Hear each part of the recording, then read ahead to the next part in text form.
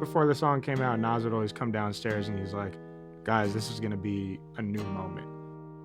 Call Me By Your Name is a song that's fully based on intuition. There was no real part in the entire process that we're really like, thinking about, oh, what should go here, what should go here. We've never made anything else like that. And after doing that, we've been doing that more and more. I feel like a majority of his life has had so many, points of fear and hiding. Once he let that go, we let the fear on our side go even more.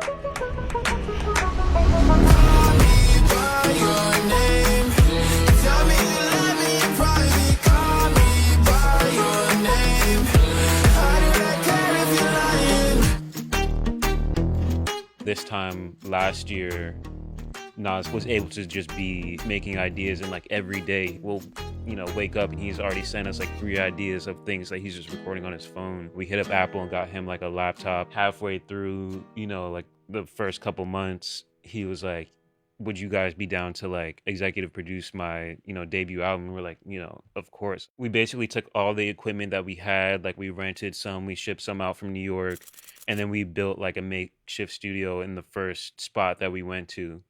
And then, we were there for a little bit. Then he's like, I don't know, maybe we need a different vibe. So we would have to like pack up everything, like every cable, and then build it in this next spot that wherever Nas chose. 3 different houses. Yeah. And then ended up coming here towards the very end. Mm-hmm. The house that we made Call Me By Your Name in happened to be kind of similar to the one in the movie. So that night that Call Me started, me and Omer are just recording like this completely other song that, may or may not even make the album. But in the middle of like one of the takes, Nas was just like, wait, pause it. Okay, record this. Call me when you want. Call me when you need. Out of nowhere. And then we go back to like recording the other song. We're like, maybe we should work on that thing. Like, let's go back to that. Basically, that all the melodies in that song, all of the, harmonic things that Nas is doing with his voice was like done on that night. When Nas first did the hook idea for Call Me, he was just like, Omer, what guitar chords go with this? And then Omer wasn't even like, oh, what key is this? He was just like...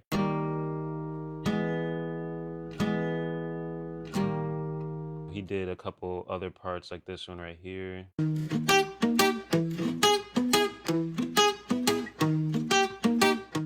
After Omer put down that guitar part, we just kind of looped it out. And then Nas was doing just like a melody run on top of that.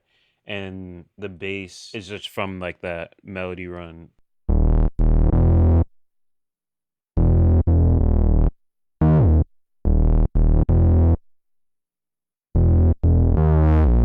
Yeah, that's the same bass from Mo Bamba and Panini and everything.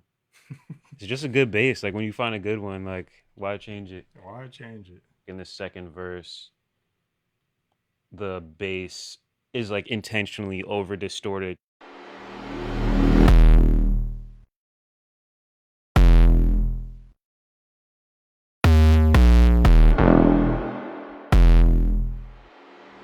We just looped the record out a bunch of times, and like Denz was saying earlier, just Nas would go for like 20 minutes, and that's been something that we've done almost on every single record. And then we all sit down together and pick out our favorite parts. I want to say it was the next day. It was me, Roy, and Omer in the studio with Nas. And we had talked about it a little bit before we got in about recording like live percussion and just like seeing what was around the house and just recording into voice notes and, trying it on the ELAM and all kinds of things. Essentially, as the song progresses, as you can see in like the verse section, we have a little less claps layered, chorus a little bit more, post-chorus we have the most. So I'll play one by one in the post just to kind of see what's going on.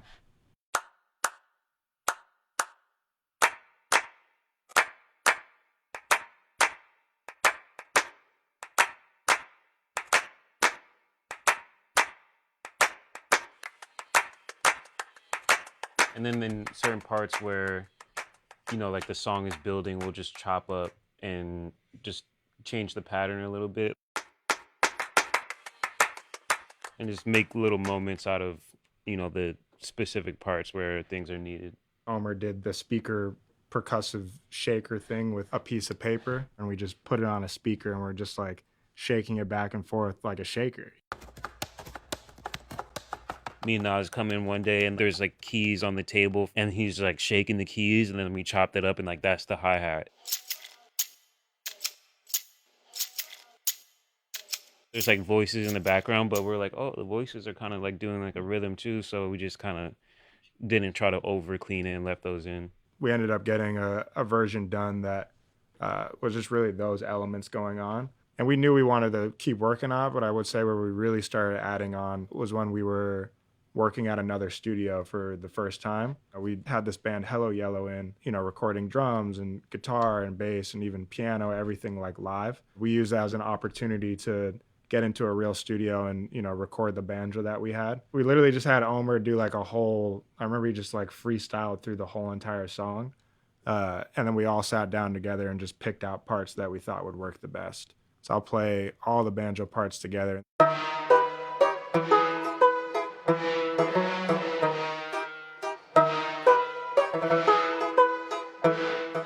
It's funny because it's a banjo, like on a song that shouldn't have banjo. And like there's even parts where, Omer's really going in on the harmonic minor, Phrygian scale stuff, but on banjo.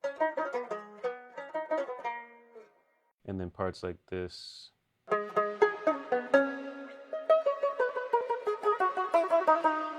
This plugin is really what's making the banjo not sound like a banjo, Megaverb. And then we also auto-tune the banjo because that's also hilarious. When Nas previewed the song initially and it went crazy on like Twitter and like all social media, that's where the instrumentation stopped. We probably had the record, 85, 90% done. It was just like bringing it across the finish line. This entire extended version of the song came like very much later, around the time that the video was getting done. In this first half of the bridge part, we did all the keys parts.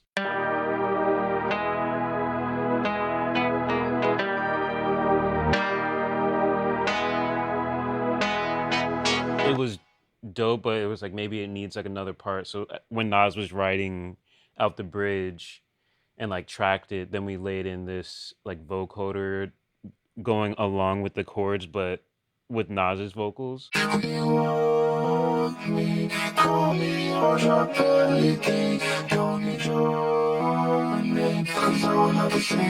Nas is a very hands-on artist. He's a huge part of how the overall record, shapes and ends up coming. So essentially what Nas does is record each section maybe like 50 times. We'll have to listen to every one of like the 50 or 70 takes of each word and be like, well, this one is more perfect, but this one like has more, grit in it, or has more pain, or has more, emotion in it. And then we'll go do that for like every single word and every single layer throughout like the entire song. We're playing the bridge and we're like feeling it out. Like thinking like, okay, what goes in that part? Like maybe there's like a Nas vocal that's like chopped up or something. And then David just plays it, like kind of randomly. And we're just like, oh, it was like.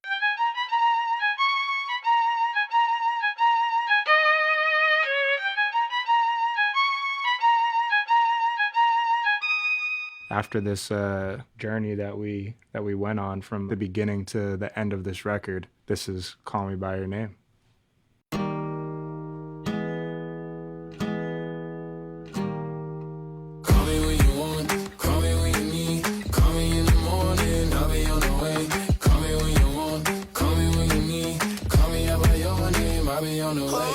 After Nas recorded the second verse, we stood outside and we were like, he's really like putting this level of himself like on it that it's definitely gonna, change a lot of conversations.